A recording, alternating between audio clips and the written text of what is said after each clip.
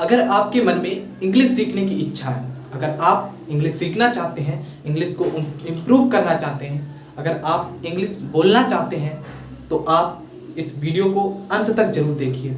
मुझे पता है आपने अगर इस वीडियो पे क्लिक किया है तो आपका सिर्फ एक ही उद्देश्य है कि इंग्लिश को सही से सीखना। आपने बहुत सारे टीचर्स से पढ़ा होगा, बहुत सारे टीचर्स को देखा होगा, कैसे पढ़ाते हैं, उनके पढ़ाने का तरीका क्या है, वही ज्ञान है। लेकिन कुछ टीचर्स होते हैं बहुत अच्छी तरह से समझा देते हैं, कुछ होते हैं कि समझा नहीं पाते। और शायद आप भी उन टीचर्स से अभी मिले नहीं, आप शायद इसीलिए इस वीडियो को देख रहे हैं, क्योंकि अब आपकी जो इंग्लिश है इम्प्रूव होने वाली है, आप अपनी वोकैबुलरी को और ज़्यादा इम्प्रूव करने वाले हैं।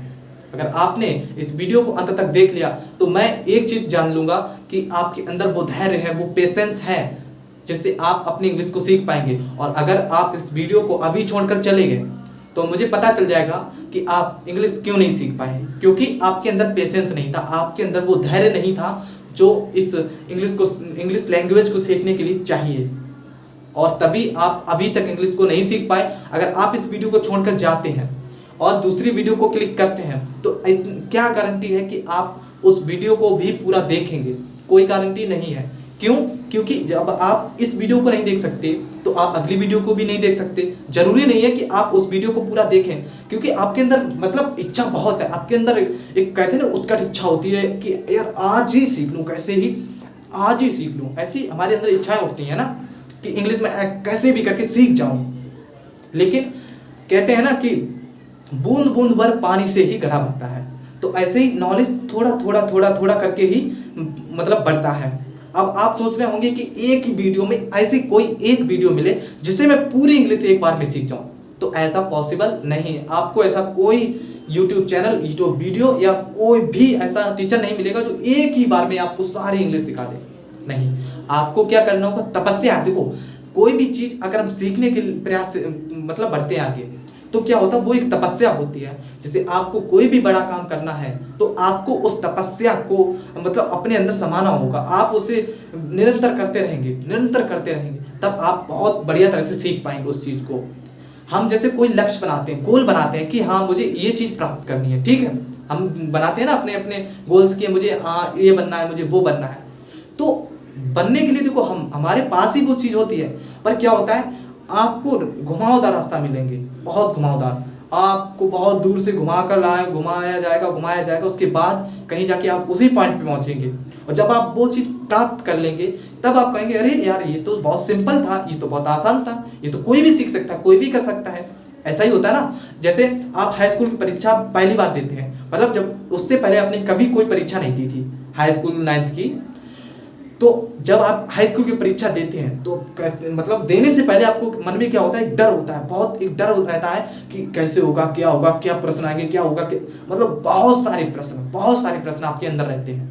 लेकिन एक बार जब आप उस परीक्षा को दे देते हैं, जब उस परीक्षा को आप पास कर जाते हैं, जब फर्स्ट ईयर में पहुंच जाते हैं, तब आप क्या कहते हैं, अरे यार ये तो बहुत आसान थी, कोई भी कर सकता है। फिर आप अपने जो नीचे से जो आप हाई स्कूल में आने वाले हैं, आप उन्हें गाइड करते हो, अरे यार ये सिंपल है, कुछ नहीं होता है, ये तो बहुत सिंपल है, ऐसे करके आप करते हैं, ठीक है। तो ऐसे ही एक इंग्लिश है, ऐसे ही ये भी एक लैंग्वेज है। देखो, हम भारतीय हैं, ठीक है, हमारे देश में 8-10 स्टेट को छोड़ के और बाकी स्टेट्स की अपनी अलग अलग भाषाएं हैं। जैसे महाराष्ट्र में मराठी, मैक्सिमम मराठी बोल ली जाती है ना, ऐसे तमिलनाडु हो गई, आंध्र प्रदेश हो गया, ये सारे में अलग अलग, बंगाली हो गया। अब देखो जो बंगाली है वो अपनी बंगाली बोलते हैं लैंग्वेज, तमिलनाडु है तेलुगु बोलते हैं, तमिल बोलते हैं ना, तमिलनाडु बोलते तो तमिल अपनी बोलते हैं, आंध्र प्रदेश तेलुगु बोलते हैं, मतलब सभी अपनी अपनी भाषाएं बोलते हैं, ठीक है। तो अब क्या होता है, जब वो इंग्लिश सीखने के प्रयास में बढ़ते हैं, मतलब जब वो इंग्लिश वो सीखना चाहते हैं, तो वो ऐसा तो नहीं करते कि पहले वो हिंदी सीखते हैं उसके बाद इंग्लिश सीखते हो, ऐसा तो नहीं करते ना। तो आप लोग ऐसा क्यों सोचते हैं कि हमें हिंदी मतलब हिंदी के माध्यम से इंग्लिश सीखनी चाहिए? भाई वो भी एक लैंग्वेज है। और सब्जेक्ट देखो, इंग्लिश जो है, इंग्लिश एक सब्जेक्ट, देखो सब्जेक्ट हाँ मानता हूँ वो अलग बात है, लेकिन सब्जेक्ट इंग्लिश नहीं है। आपको क्या सीखना है? लैंग्वेज सीखनी है ना, तो आप इसे सब्जेक्ट क्यों जोड़ते हैं? क्यों आप सब्जेक्ट मानते हैं? जब आपको जैसे बंगाली सीखनी है तो आप ऐसा तो नहीं कि आपको पहले हिंदी सीखनी पड़ेगी उसके बाद बंगाली सीखेंगे, नहीं, ऐसा नहीं है ना। तो आप सीधे सीख जाते हैं। कैसे?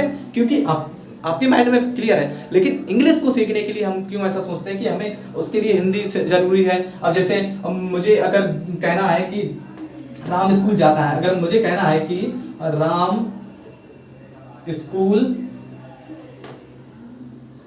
जाता, अगर मुझे ये कहना है कि राम स्कूल जाता है और हमें इंग्लिश में कहना है, तो आपको ऐसा क्यों लगता है कि हमें ये सीखना पड़ेगा कि राम स्कूल जाता है हिंदी में मुझे क्लियर आना चाहिए। देखो पहले क्या था, इंग्लिश सिंपल थी, इंग्लिश सीखना आसान था, लेकिन टीचर्स ने कि एक माध्यम निकाल दिया, उन्होंने कहा चलो हिंदी से रिलेट करके पढ़ाते हैं। लेकिन आज की मेंटालिटी क्या होगी, अब भाई कोई लैंग्वेज उसे लैंग्वेज में ही बोलेंगे। अगर आप किसी अंग्रेज के सामने बोलेंगे कि भाई मुझे एक आम चाहिए, तो अगर आपने कहा मुझे एक आम चाहिए, तो ऐसा तो नहीं है कि आप उसे हिंदी में कहेंगे, उसके बाद ट्रांसलेट करेंगे कि आप भाई पहले मुझे आप हिंदी में बताओ क्या करना, उसके बाद मैं बोलूँ। ऐसा तो नहीं है ना, आपको इंग्लिश में ही जवाब देना पड़ेगा, तभी वो समझ पाएगा। अगर हिंदी में कहते तो वो नहीं समझ पाएगा। क्यों? क्योंकि उसे हिंदी नहीं आती है, इंग्लिश आती है, सिर्फ उसे इंग्लिश। तो आप ऐसा क्यों हिंदी से, तो आप इंग्लिश सीखने के लिए हिंदी का प्रयोग क्यों करते हैं कि राम, ऐसे मैं करूं कि राम गोज टू स्कूल, है ना, ऐसा क्यों करते हैं आप? ऐसा क्यों आपको लगता है कि ये चीज मुझे आनी चाहिए इसके बाद ही? तो डायरेक्ट सीखो ना, स्ट्रक्चर वाइज सीखो ना, है ना। देखो हम लोग इंग्लिश क्यों नहीं सीख पाते, तो सबसे बड़ी वजह बताता हूं मैं आज। हम लोग इंग्लिश इसलिए नहीं सीख पाते, देखो जो हम लोग हैं, हम लोग क्या है, अब जैसे एक ये हो गया व्यक्ति, ठीक है, ये वोकल कॉर्ड है, ठीक, ये है, ये माइंड है, ठीक है, ये टीफ है, ठीक ठीक ठीक, टंग सब कुछ हो गया, ओके। अब देखो, ठीक, अब देखो एक व्यक्ति है, ओके, जैसे आप अपने आप को मान लीजिए, हम लोगों की चारों तरफ हिंदी का वातावरण है, ओके, हिंदी का वातावरण है, हिंदी का वातावरण है, हिंदी का वातावरण, ओके, चारों तरफ हमारे हिंदी का वातावरण है।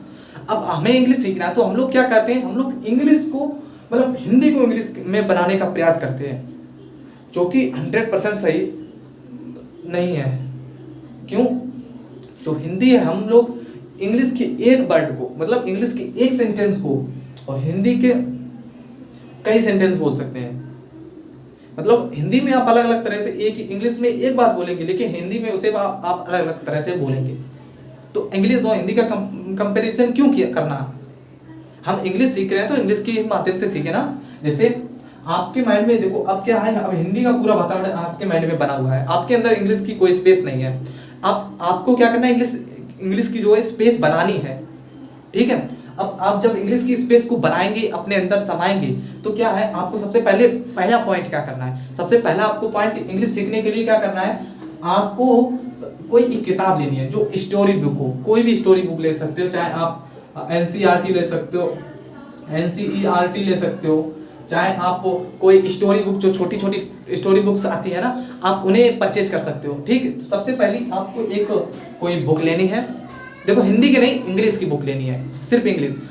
आप कहोगे मुझे आता ही नहीं पढ़ना, देखो आपको अगर इंग्लिश के नाम तक नहीं बनाना आता है, तो मैंने अभी अपनी जो पिछली क्लासेस हैं उनमें आपको बता दिया कि हम हिंदी से इंग्लिश को कैसे कन्वर्ट करें, इंग्लिश कैसे सीखें, ये सारी चीज़ हमने पहले ही क्लियर कर चुके हैं, ठीक है। तो अब आपको क्या करना है, इंग्लिश पढ़ने सीखना हो, तो क्या है, आपको हर रोज एक पेज नहीं, 10 से 20 मिनट क्या है, हर रोज पढ़ना है इंग्लिश। सबसे पहले आपको 10 से 20 मिनट पढ़ना है। सेकंड क्या करना है, सेकंड आपको, जो आपने 10 से 20 मिनट पढ़ी, ठीक, अब आपको एक पेज हर रोज एक पेज इंग्लिश लिखनी है। मतलब क्या करना है, आपको हर रोज राइटिंग करनी है, ठीक है, मतलब राइटिंग करनी है आपको हर रोज एक पेज। आप कहेंगे इससे क्या होगा, मैं कहूँगा कुछ नहीं होगा, लेकिन पता है इससे क्या होगा, आप लगातार अगर 10 दिन तक ये काम करते हैं, इंग्लिश की किताब पढ़ी, उसी को आपने क्या किया, बोल कर अब लिखना स्टार्ट किया। आपको नकल नहीं टिपनी। नकल कैसे नहीं टिपनी है, अब जैसे मान लो राम गोज टू स्कूल, उसमें एक सेंटेंस लिखा है राम गोज टू स्कूल, ठीक है, आपने क्या पढ़ा एकदम से, राम गोज टू स्कूल। अब आपको दोबारा नहीं देखना, आपने समझ लिया, पढ़ लिया कि हाँ राम गोज टू स्कूल लिख देनी है आपको। अगर आपको मान लो गोज की स्पेलिंग नहीं मालूम है, कि आपको गोज की नहीं मालूम कि ई एस लगाया जाएगा कि सिर्फ ई एस लगाया जाएगा, नहीं मालूम आपको, तो आप लिख दो, लिख दिया आपने, ठीक है। अब क्या करना है, बाद में जब पूरी बोल बोल के पढ़ पढ़ के लिख ली, जो जो आपसे मीनिंग, जो जो आपसे वोकैबुलरी गलत होती है उसे क्या करना है, आपको एक नोटबुक में एक अलग पेज में नोट डाउन करना है, मतलब नोट कर लेना है उस वोकैबुलरी को, और उस वोकैबुलरी को आपको याद करने आना है, क्योंकि वो एक कॉमन वोकैबुलरी है, वो आपको हर जगह आएगी, आगे पढ़ेंगे वहां पर भी आएगी, और जब आप आगे बढ़ते जाएंगे वही वोकैबुलरी आती जाएगी तो आपके माइंड में सेट हो जाएगी, बैठ जाएगी, और जब वो बात आपके माइंड में बैठ जाएगी और जो वोकैबुलरी आप याद कर जाएंगे तो फिर आपको दोबारा वो वोकैबुलरी याद करने की जरूरत नहीं पड़ेगी, क्योंकि वो आपको वर्ड ही समझ में आने लगेगा, फिर आप उसका इंग्लिश में नाम नहीं याद करेंगे। ठीक है, आपको ये बात क्लियर हुई कि नहीं हुई? देखो देखो, अब ऐसे हम करते हैं अंग्रेजी, लेकिन हम लोग बहुत टाइम से इस चीज को सीखते हुए आए हैं, बहुत टाइम से हमसे पढ़ते आए हैं इंग्लिश। ठीक है, भले ही आप इंग्लिश, अगर आपसे हम कहें कि आपको इंग्लिश सीखनी है, आपको कोई दिक्कत होगी कि मैं आपसे यही कहूँ कि अंग्रेजी आपको सीखनी है तभी आप समझ पाएंगे? नहीं, ऐसा तो नहीं है ना। अगर इंग्लिश कहता हूँ तो आपको सिंपल समझ में आ जाएगा कि इंग्लिश मतलब इंग्लिश, ठीक है। तो ऐसे ही आपको वो भी जब बैठ जाएगी माइंड में तो आप वो भी सीख जाएंगे। अब आपको क्या करना है, रोज की जो मेरी वोकैबुलरी की क्लास आती है वो आपको हर रोज कंसिस्टेंसी से देखनी है। क्या उससे होगा, उससे क्या होगा, आपके अंदर, आपको भले उस टाइम वर्ड ना समझ में आए लेकिन कुछ समय बाद अपने आप ही आने लगेंगे वर्ड। जब आप आगे बढ़ते जाएंगे, जब मेरे वोकैबुलरी की जो वर्ड्स हैं वो आपको आगे मिलते जाएंगे, आप कहोगे अरे हाँ यार ये वर्ड उन्होंने करवाया था, मैंने ये सीखा था, जानता हूँ मैं। और जब आप वो पढ़ते जाएंगे आपके अंदर कॉन्फिडेंस बढ़ने लगेगा।